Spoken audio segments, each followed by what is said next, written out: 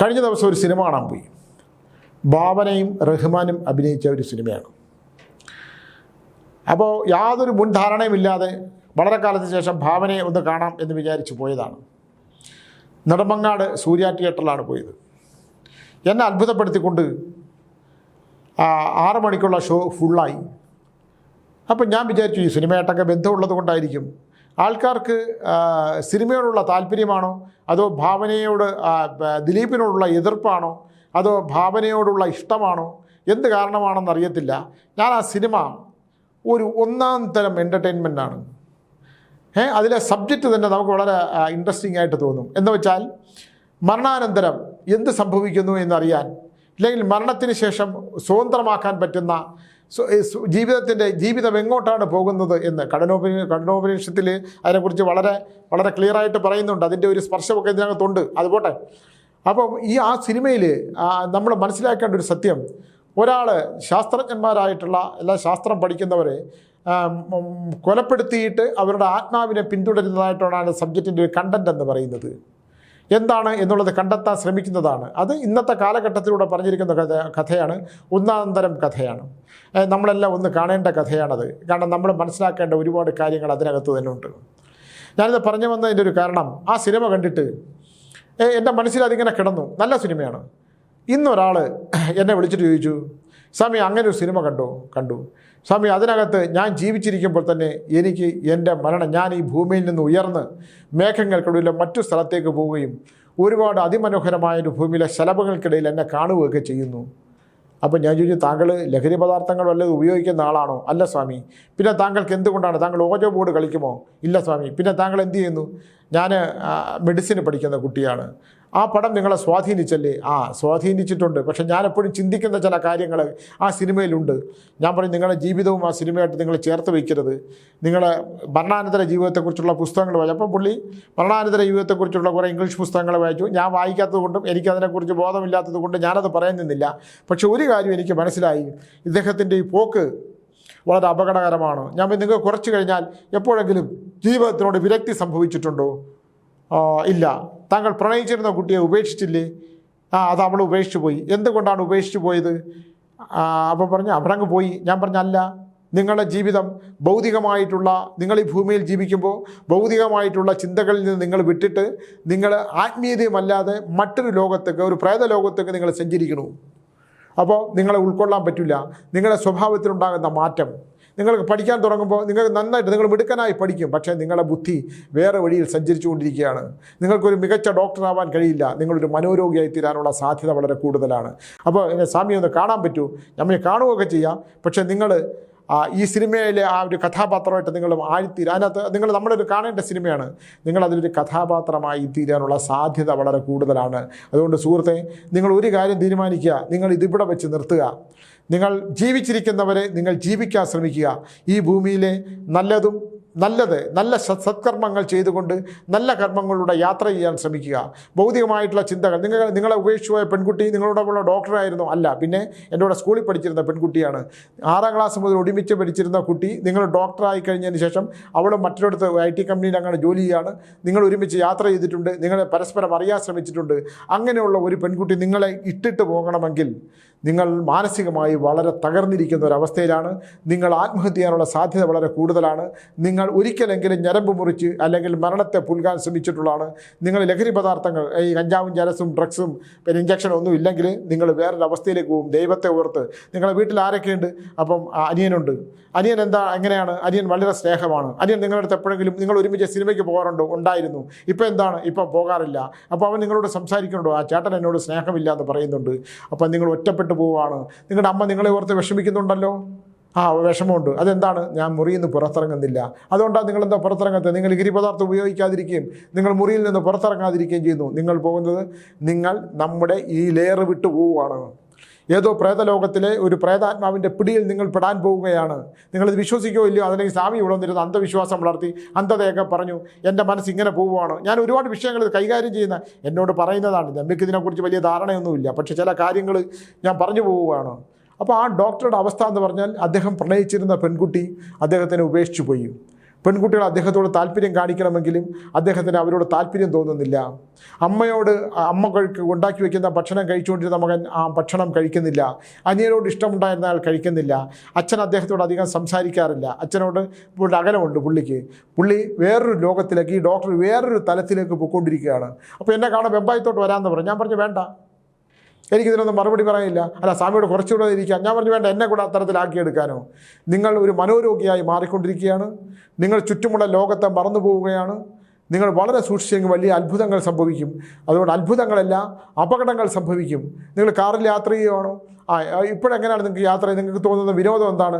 അത് ഞാൻ പറയുന്ന സ്ഥലം വേളി പോലൊരു സ്ഥലമാണ്. ഇനി വെള്ളത്തിൽ പോയിരിക്കും. അപ്പോൾ വെള്ളത്തിൽ പോയിരിക്കും എന്ത് തോന്നും? വെള്ളത്തിനടിയിലുള്ള ചില അദൃശ്യ സാന്നിധ്യങ്ങൾ കരയിലേക്ക് കയറി വരുന്നതായിട്ട് തോന്നും. ഒന്ന് ആലോചിച്ച് നോക്കൂ. ഒരു ചെറുപ്പക്കാരൻ, അവൻ്റെ ചിന്ത പോകുന്ന പോക്ക് ഒന്ന് ആലോചിച്ച് നോക്കണം. ഇവിടെ അന്ധവിശ്വാസം വളർത്തുകയോ അല്ലെങ്കിൽ ഇതൊക്കെയാണ് ശരിയെന്ന് പറയുകയോ ഒന്നും ചെയ്യുന്നില്ല. നമ്മൾ നിങ്ങൾ ശിവക്ഷേത്രത്തിൽ സ്ഥിരമായിട്ട് പോയിരുന്നില്ലേ? അതെ, ശ്രീകണ്ഠേശ്വരത്ത് പോകുമായിരുന്നു. പിന്നെന്താ പോകാതിരുന്നത്? അതിൽ നിന്ന് വിട്ടുപോയി. എപ്പോഴാണ് നിങ്ങൾക്കൊരു മാറ്റം ഉണ്ടായിരുന്നത്? മാറ്റമുണ്ടായത് എനിക്കൊരു സുഹൃത്തുണ്ടായിരുന്നു. പറയൂ കഥ. പുള്ളി ആ സുഹൃത്ത് ഇപ്പോൾ ജീവിച്ചിരിപ്പുണ്ടോ? ഇല്ല. എങ്ങനെ മരിച്ചു? അദ്ദേഹം ട്രെയിനിന് മുമ്പിൽ ചാടി മരിച്ചു. എന്നിട്ട് ചാടി മരിച്ചതിന് ശേഷം അദ്ദേഹം സ്ഥിരം നിങ്ങളെ കാണാൻ വരുമോ രാത്രി? വന്നതായിട്ട് എനിക്ക് തോന്നും. വാതിൽ തട്ടും, എൻ്റെ കിടക്കയിൽ വന്നിരിക്കും.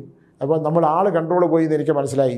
അയാളുടെ ആത്മസുഹൃത്തായിരുന്ന ആ ചെറുപ്പക്കാരൻ എൻ്റെ വേർപാട് ഇദ്ദേഹത്തിനുണ്ടാക്കിയ ആഘാതവും അവർ തമ്മിലുണ്ടായിരുന്ന സൗഹൃദവും ഇതെല്ലാം തന്നെ. എന്നിട്ട് ഞാൻ ചോദിച്ചു, നിങ്ങൾ ഈ പെൺകുട്ടിക്ക്, നിങ്ങളെ പിരിഞ്ഞു പോയ പെൺകുട്ടിക്ക് ആ സുഹൃത്തിനെ അറിയാമായിരുന്നു. എന്നിട്ട് ആ പെൺകുട്ടി നിങ്ങളോട് ഒരിക്കലെങ്കിലും അയാളെക്കുറിച്ച് പറഞ്ഞിട്ടുണ്ട്? പറഞ്ഞു. എന്താണ്? അവനൊരിക്കൽ എന്നോട് വന്ന് പറഞ്ഞു. ആര്? ഈ മരിച്ചുപോയ സുഹൃത്ത് വന്ന് ആ പെൺകുട്ടിയോട് പറഞ്ഞത്രേ, എൻ്റെ സുഹൃത്തിനെ ഞാൻ കൊണ്ടുപോവാണ്, നീ അവനെ പ്രണയിക്കണ്ട, നീ പ്രണയിച്ചാൽ നിനക്ക് ദുഃഖം തരും, എനിക്ക് അവനെ വിട്ടുപിരിയാൻ പറ്റില്ല, അതുകൊണ്ട് ഞാൻ അവനെ കൊണ്ടുപോവുകയാണെന്ന് പറഞ്ഞത്രേ. നമുക്ക് എങ്ങനെയാണ് വിശ്വസിക്കുന്നത്? ഇന്ന് രാവിലെ 5 മണിക്ക് ഒരു പെൺകുട്ടി, ഞാൻ 3 മണിക്ക് ഉണരും, കുറേ നേരം ജഡാവസ്ഥയിൽ കിടക്കും. ഉണർന്നപ്പോൾ ഒരു പെൺകുട്ടിയുടെ മെസ്സേജാണ്, താങ്കൾ എന്തിനാണ് DNA ചാനലിലിരുന്ന് അന്ധവിശ്വാസം വളർത്തുന്നത്? താങ്കളിൽ മാന്ത്രിക നോവലൊക്കെ എഴുതുന്ന ആളല്ലേ, താങ്കൾ എന്തിനാണ് ഇത് വായിക്കുന്നത്? താങ്കൾ ബൈബിളിലെ പുതിയ നിയമം വായിക്കൂ എന്ന് എനിക്കൊരു മെസ്സേജ് ഇട്ടു. ഇന്ന് രാവിലത്തെ കാര്യമാണ്. അപ്പം ഞാൻ കുട്ടിയുടെ പടമുണ്ട് ഞാൻ അതിന് മറുപടി എഴുതി, ജ്ഞാനപാനയും മഹാഭാരതവും ഒക്കെ നിങ്ങൾ വായിക്കൂ. ഞാൻ വിശ്വസിക്കുന്ന മതത്തിനനുസരിച്ചും ഞാൻ ജനിച്ച മതത്തിനനുസരിച്ചും എനിക്ക് ഈ വിശ്വാസ പ്രമാണങ്ങൾക്കനുസരിച്ച് പോകാനാണ് ഇഷ്ടം. അത് താങ്കൾ ചൂടാകണ്ട. ഞാൻ ചൂടായതല്ലോ, കാര്യം പറഞ്ഞതില്ലേ. എൻ്റെ ഒരു ബൈബിളും ഖുറാനും എല്ലാം ഉണ്ട്, രാമായണവും ഉണ്ട്, ഭാഗവതവും ഉണ്ട്. കാന്തൂരിൽ ആശ്രമത്തിൽ തന്നെ വരണവർക്ക് കാണാം. എൻ്റെ അടുത്ത് വന്നിട്ടുള്ളവർക്ക് ഞാൻ കാണിച്ചിട്ടുണ്ട്. ഞാനിത് വായിക്കാറുണ്ട്, ഞാൻ മനസ്സിലാക്കാറുണ്ട്. മനുഷ്യൻ മാത്രമേ ഉള്ളൂ. മനുഷ്യനുണ്ടാക്കിയതാണ് മതങ്ങൾ. ദൈവം മനുഷ്യനെ മാത്രമേ സൃഷ്ടിച്ചിട്ടുള്ളൂ.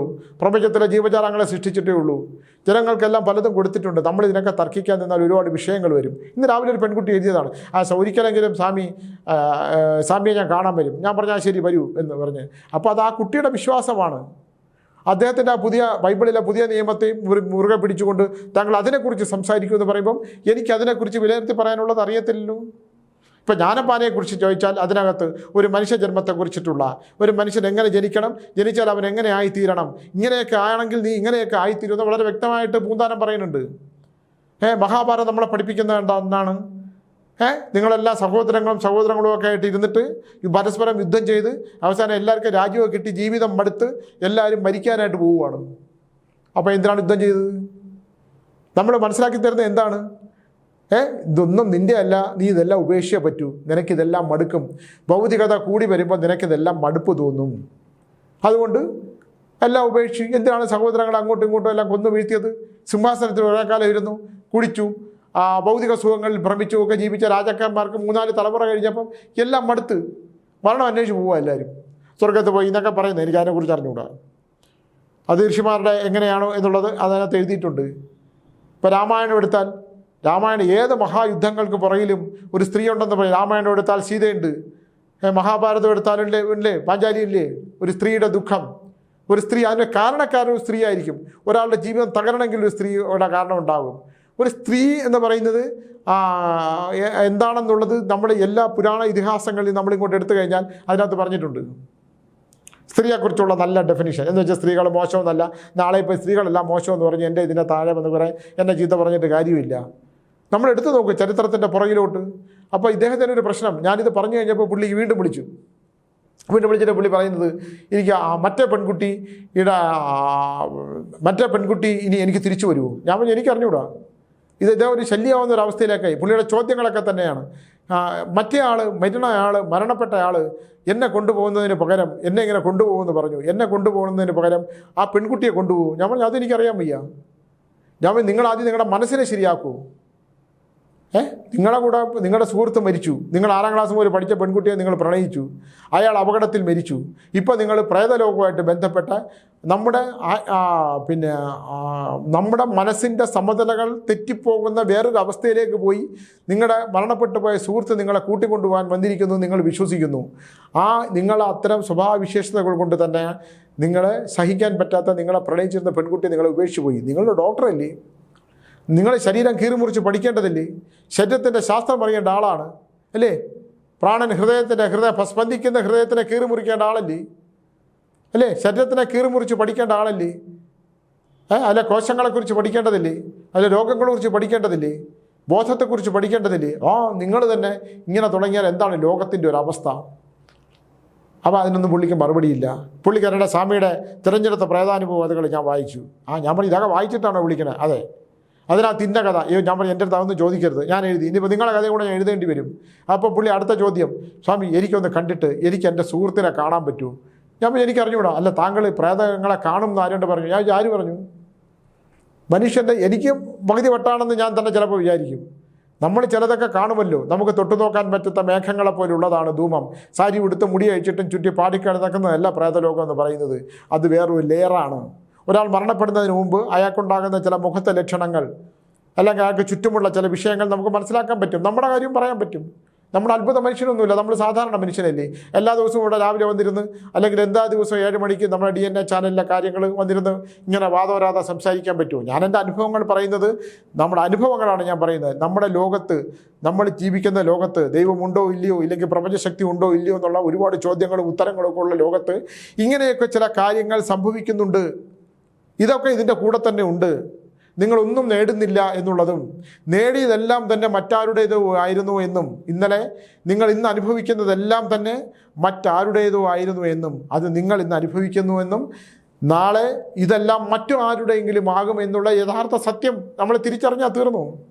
എൻ്റേതെന്ന് പറയാൻ ഈ ശരീരം പോലും ഇല്ലാന്ന് ഞാൻ എപ്പോഴും പറയുന്ന പോലെ, ഇതെൻ്റെ ശരീരമാണോ? എൻ്റെ കുപ്പായം, ശരീരം എന്ന് പറഞ്ഞാൽ ജീർണവസ്ത്രം. ഈ കുപ്പായം ഞാനിപ്പോൾ ധരിച്ചിരിക്കുന്നു.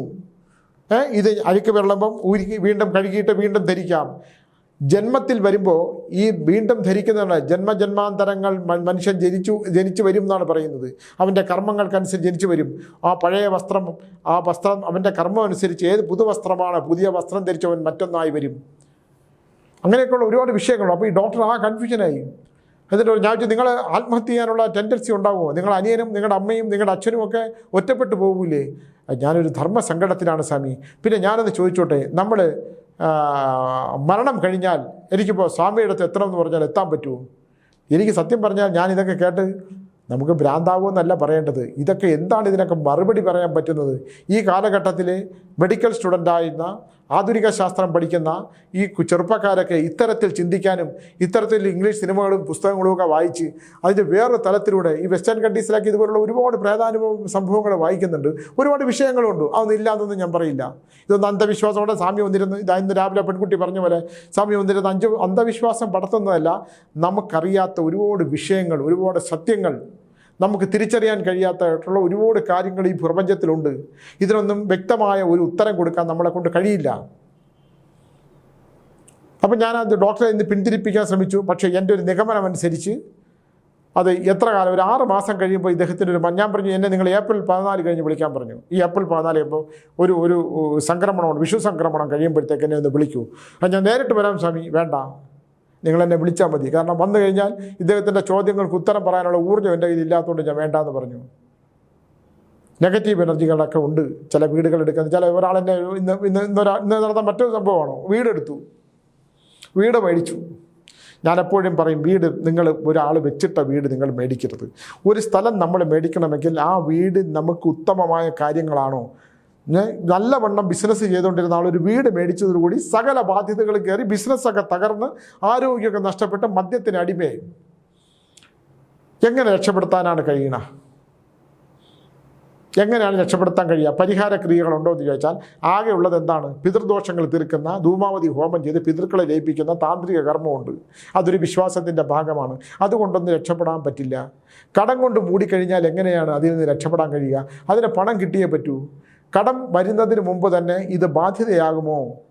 എന്നെക്കൊണ്ട് ഇതൊക്കെ നിലനിർത്താൻ പറ്റുമോ? ലോൺ എടുത്ത് വീട് വെച്ചാൽ എനിക്ക് ₹1 ലോൺ എടുത്താൽ 25 പൈസ മാത്രമേ മുതലാകുകയുള്ളൂ എന്നും 75 പൈസ ബാങ്കുകാരുടെ ഇൻട്രസ്റ്റ് ആണെന്നും നമ്മൾ തിരിച്ചറിയാതെ ഇഷ്ടം പോലെ ലോൺ എടുത്ത് നാനാവിധമായി കടം കയറി സംഘർഷങ്ങളെ രോഗാവസ്ഥയായി അറ്റാക്ക് വന്ന് മരിച്ചു പോകും മനുഷ്യർ. എത്രയോ പേരാണ് ആരോഗ്യാവസ്ഥ. വലിയ വീടുകൾ വെച്ചിടും. ഇതിനെയൊക്കെ മെയിൻറ്റെയിൻ ചെയ്യുന്നത് ആരാ? വലയടിക്കുന്നതാരാണ്? ഒന്ന് തൂത്തു തുടയ്ക്കാൻ പറ്റുന്നത് ആരാണ്? വലിയ വീട്ടിലൊന്നും കാര്യമില്ല. അനുഭവമാണ്. ഞാൻ പണ്ടൊരു വീട് വെച്ചു. 4000 സ്ക്വയർ ഫീറ്റാണ്. 4000 സ്ക്വയർ ഫീറ്റ് ഉണ്ട് ആ വീട്. ഒരു ദിവസം സമാധാനമായിട്ട് ഉറങ്ങാൻ പറ്റുന്നതല്ല, ഒന്ന് തൂത്ത് ഉടയ്ക്കാൻ പോലും പറ്റില്ല. നമുക്ക് കിടക്കാൻ ഒരു കട്ടിൽ പോലെ. മഴ ചെയ്താലും വെയിൽ കൊണ്ടാലും മഴയത്ത് ചോരാതിരിക്കുകയും വെയിലടിച്ചാൽ നമുക്ക് കത്തിക്കരിഞ്ഞ് പോകാതിരിക്കാനുള്ള ഒരു ചെറിയ അടപ്പുള്ള മുറി പോലെ, ഒന്ന് കിടന്നിറങ്ങാനുള്ള സമാധാനം ഒരു ചെറിയൊരു അടുക്കള പോലെ. വലിയ വീടുകൾ വെച്ച് അതിനേക്കാൾ മരങ്ങൾ വെച്ച് പിടിപ്പിക്കാം. അവിടെ പോലെ കിളികളൊക്കെ പറന്ന് വരുന്ന കാണാൻ ശബ്ദമൊക്കെ കേട്ട് മിണ്ടാതിരിക്കാം. ഇതെല്ലാം നമ്മുടെ മനുഷ്യൻ്റെ ആഗ്രഹങ്ങൾ തീർക്കാതെ ആഗ്രഹ പൂർത്തീകരണത്തിന് വേണ്ടിയിട്ട് എത്ര കിട്ടിയാലും മതി വരാതെ. കണ്ടില്ല അഴിമതി. വെള്ളയമ്പലത്ത് ഒരു തഹസീൽദാർ അകത്തായി പോയ ലേഡി 10 ലക്ഷം രൂപയും 10 മൊബൈലും ഫോണും കൊടുത്തപ്പം ആധാരം തന്നെ എഴുതി മാറ്റിക്കളഞ്ഞു. അവർക്ക് ദൈവം കൊടുത്ത പദവി അല്ലേ? നല്ലൊരു സ്ത്രീ ജീവിതകാലം മുഴുവൻ കാരാഗൃഹത്തിൽ കിടക്കണം. അദ്ദേഹം കോൺഗ്രസിൻ്റെ ഒരു നേതാവാണ്. അതിന് ആധാരം എഴുതുന്ന ആൾ അദ്ദേഹവും പ്രതിയായി. എത്ര പേരാണ് പ്രതിയായത്?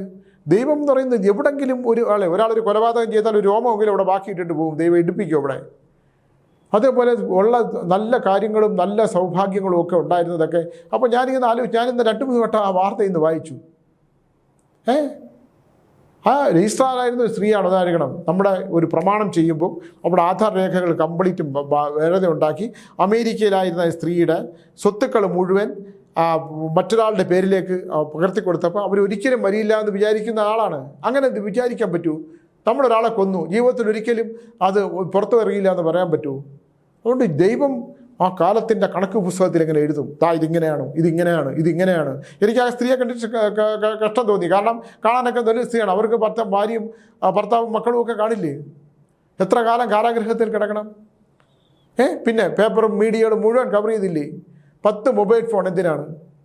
10 ലക്ഷം രൂപയും കൊടുത്തപ്പോൾ ജീവിതം മുഴുവൻ താറുമാറായില്ലേ? അപ്പോൾ അവൻ്റെ ആഗ്രഹങ്ങളാണ്. ആഗ്രഹം ഉണ്ടാക്കി നമുക്കൊന്നും അവകാശമില്ലാത്തതെന്തും സ്വന്തമാക്കാൻ ശ്രമിക്കുന്ന ഇത്തരം വിഷയങ്ങൾ നമ്മളിത് പഠിക്കേണ്ട വലിയൊരു പാഠമുണ്ട്. മറ്റുള്ളവർ എന്ത് പറയുന്നു എന്നുള്ളതല്ല, മറ്റുള്ളവർ എന്ത് പറഞ്ഞ് നമ്മളെ സ്വാധീനിക്കുന്നു എന്നുള്ളതല്ല, മറ്റുള്ളവരെ സ്വാധീനിച്ചുകൊണ്ട് നമുക്ക് എന്ത് നേടാൻ പറ്റും എന്നുള്ളതല്ല. നമ്മൾ ചെയ്യുന്ന കർമ്മം, ഏത് വഴിയിലൂടെയാണ് നമ്മൾ സഞ്ചരിക്കേണ്ടത്? ഈ വഴിയിലൂടെ സഞ്ചരിച്ചാൽ നമുക്ക് അപകടങ്ങൾ പറ്റാനുള്ള സാധ്യതയുണ്ടോ? ഇതൊക്കെയല്ലേ നമ്മൾ ചിന്തിക്കേണ്ടത്. അത് പറ്റാതിരിക്കാൻ നമുക്ക് എന്തുവേണം ചെയ്യേണ്ടത്? നമുക്ക് മുകളിൽ ഒരു പ്രപഞ്ചത്തിൻ്റെ ശക്തിയുണ്ട്. ആ ശക്തിയുടെ ധാരണയ്ക്കനുസരിച്ച് നമുക്കങ്ങ് ആ ധാരയനുസരിച്ച് നമുക്ക് ആ പ്രകാശത്തിനനുസരിച്ച് നമുക്ക് ആ ദൈവം എന്ന് പറയുന്ന ഒരു പ്രപഞ്ചശക്തിയുടെ പ്രകാശം നമ്മളിലേക്ക് ഉണ്ടെന്നും ആ ശക്തിയെ മുറുകെ പിടിച്ചുകൊണ്ട് നമുക്ക് മുമ്പിലോട്ട് നടക്കാൻ പറ്റുമെന്നും സത്കർമ്മങ്ങൾ അറിഞ്ഞുകൊണ്ട് തെറ്റുകളൊന്നും ചെയ്യാതിരിക്കുകയാണെന്നും നമുക്ക് അർഹതയില്ലാത്തതൊന്നും നമുക്ക് വേണ്ടാന്നൊക്കെ നമ്മൾ ചിന്തിക്കാവുന്ന ഒരു വിഷയമില്ല. ഞാനാണ് ചിന്തിക്കുന്ന ഒരാളാണ്. ഞാനിപ്പോൾ രാവിലെ ഇന്ന് ഉണരുമ്പോൾ ഈശ്വര സർപ്പമന്ത്രം ജപിക്കും. ഇങ്ങനെ പുക്കിൾക്കുടിയിൽ വെച്ചിട്ട് അനന്തമ്മാസ്യം ശേഷം പത്മനാഭൻ നഞ്ചൻ കമ്പരൻ ശംഖുപാലൻ ദൃഢാക്ഷൻ ദക്ഷയൻ ഗാളിയൻ എന്നുള്ള സർപ്പമന്ത്രം ജപിക്കും. എന്നിട്ട് ഞാൻ പറയും, ദൈവമേ, ഇന്നത്തെ സൂര്യോദയം കാണാനും ഇന്നത്തെ അസ്തമയനും കൂടെ കാണാനുമായിട്ടായിരിക്കും ഈശ്വരനെ സൃഷ്ടിച്ചത്. നമ്മൾ ആരും അറിഞ്ഞുകൊണ്ടായി വേദനിപ്പിക്കേണ്ട ഒരു അവസ്ഥ ഉണ്ടാകരുത് എന്ന് നമ്മളൊന്ന് ചിന്തിച്ചു നോക്കൂ. ഒരു ക്ഷേത്രത്തിൽ പോകേണ്ട ആവശ്യമില്ല. ഇതൊക്കെ ഞാൻ പറയുന്നത് എൻ്റെ അനുഭവം വെച്ച് പറയുവാണ്. 63 വയസ്സായ ഞാനും കഠിനമായ ജീവിതാനുഭവങ്ങൾ വെച്ചും എനിക്ക് ചുറ്റും വന്ന് നിൽക്കുന്നവരുടെ, കരയുന്നവരുടെ, ബുദ്ധിമുട്ടുന്നവരുടെ, ദുഃഖങ്ങൾ സഹിക്കാൻ വയ്യാതെ പൊട്ടിക്കരയുന്നവരുടെയും, ജീവിക്കാൻ വയ്യ സ്വാമി എന്ന് പറയും കടം കൊണ്ട് മൂടി നിൽക്കുന്നവരുടെയും, പലിശ കൊടുത്ത് മുടിയുന്നവരെയും ഒക്കെ ഉണ്ട്. ഞാൻ എൻ്റെ കയ്യിൽ ബാങ്കിൽ കുറച്ച് പൈസ ഉണ്ടായിരുന്നു. ഞാൻ ഒരാൾക്ക് ബുദ്ധിമുട്ടൊന്നും കൊടുത്തു. എന്താ ഞാൻ പറഞ്ഞു, നിങ്ങൾ ബാങ്കിൽ ഇടുന്ന പൈസ എനിക്ക് കിട്ടുന്ന പൈസ നിങ്ങൾ ഇട്ടുള്ളൂ, കാരണം വരുമാനമൊന്നുമില്ല. അവർ ആ ബാങ്കിൽ കൊടുക്കുന്ന പൈസ എനിക്ക് കൃത്യമായിട്ട് തരുന്നുണ്ട്. ഞാൻ അതുകൊണ്ട് സുഖമായിട്ട് കഴിയുന്നുണ്ട്. GST കൊടുക്കുന്നുണ്ട് കിട്ടുന്ന പൈസയ്ക്ക്.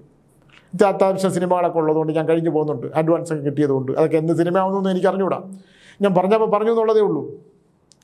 അപ്പോൾ അതുകൊണ്ട് നമുക്ക് ചെയ്യാൻ പറ്റുന്നത് പ്രേതലോകം ഉണ്ടായിക്കോട്ടെ, ഭൗതിക സുഖങ്ങളുണ്ടായിക്കോട്ടെ, ആത്മീയ ലോകത്തായിക്കോട്ടെ, ഈ പ്രപഞ്ചത്തിന് കീഴിലുള്ള ഈ സൂര്യൻ്റെ കീഴിലുള്ള സകലതുമായി ഉണ്ടായിക്കോട്ടെ, പക്ഷെ നമ്മളുടെ കർമ്മങ്ങൾക്ക് ശുദ്ധി ഉണ്ടാകുകയും നല്ല കർമ്മങ്ങൾ നമ്മൾ എന്ന് പറയുന്ന പോലെയല്ലേ. എനിക്ക് എന്നെ വിളിക്കുന്നവരുടെ അവസ്ഥ വളരെ ദയനീയമാണ്. പരിഹാരങ്ങളില്ല, പൂജ പരിഹാരങ്ങളില്ല. രക്ഷപ്പെടാമല്ല മാർഗമുണ്ടോ സ്വാമി?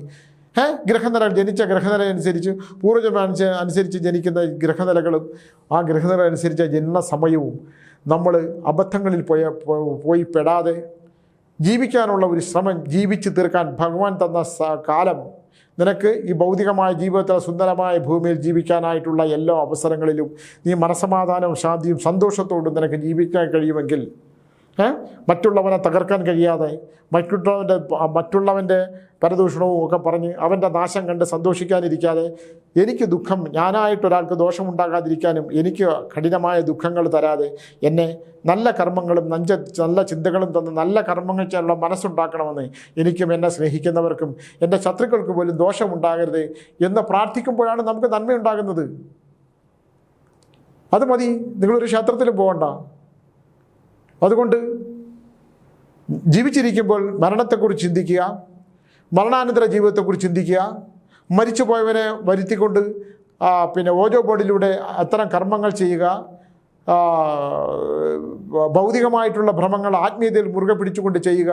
അങ്ങനെയൊക്കെ ചെയ്തതിലുണ്ടാകുന്ന വലിയ വലിയ ബുദ്ധിമുട്ടുകൾ ജീവിതത്തിനെ താറുമാറാക്കി കളയും. നമ്മുടെ ചിന്തകൾ ഭ്രാന്തമാവുകയും നമ്മളൊരു മഹാഭ്രാന്തനായി തീരുകയും നമുക്ക് തിരിച്ചു വരാൻ പറ്റാത്ത വിധത്തിൽ മനസ്സിൻ്റെ സമനില തെറ്റുകയും അത്തരത്തിൽ ജീവിച്ച് ഒന്നുമല്ലാതെ മൃത്യുവിൽ ചെന്ന് ലയിക്കുകയും ചെയ്താൽ വീണ്ടും വീണ്ടും നമ്മളത് ജനിച്ചില്ലാതാകുകയും മരണശേഷം മറ്റൊന്നായി അലയുകയും ചെയ്യേണ്ട അവസ്ഥകളൊന്നും ഉണ്ടാകാതിരിക്കാൻ നമ്മൾ നല്ല കർമ്മങ്ങൾ ചെയ്ത് ഭഗവാനെ മുറുകെ പിടിച്ചുകൊണ്ട് സത്കർമ്മങ്ങളിലൂടെ ജീവിച്ച് ദൈവം തന്ന സുന്ദരമായ ജീവിതം ജീവിച്ചു തീർക്കണമേ, അതിനുള്ള നല്ല ചിന്തകളും ബുദ്ധിയും തരണമേ എന്ന് നമ്മൾ പ്രാർത്ഥിക്കുകയാണ് വേണ്ടതെന്ന് പറഞ്ഞുകൊണ്ട് നിർത്തുന്നു. നമസ്കാരം.